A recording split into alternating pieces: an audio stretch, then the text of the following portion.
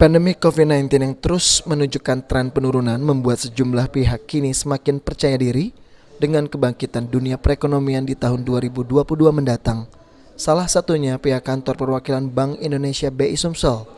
Kepala Perwakilan Bank Indonesia Sumatera Selatan Hari Widodo mengatakan, berdasarkan indikator makro yang diamati sudah menunjukkan perbaikan ekonomi di Sumatera Selatan.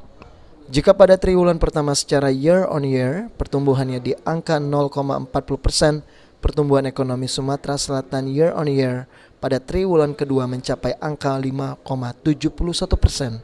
Meski sedikit terhambat pada triwulan ketiga tahun 2021 secara year on year berada di 3,93% karena penerapan PPKM dan kasus varian Delta. Diprediksi pada triwulan keempat kinerja ekonomi di Sumsel akan meningkat kembali. Diperkirakan pertumbuhan ekonomi di Sumatera Selatan secara keseluruhan tahun 2021 ini akan berada di sekitaran 3,6%. Mengalami penambatan ya.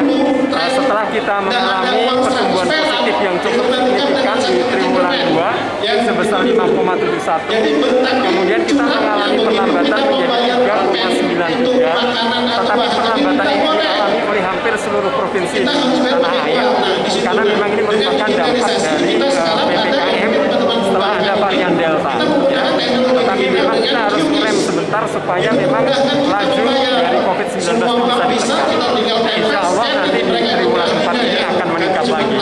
Kami masih meyakini akan ada di sekitar 3,6 ya.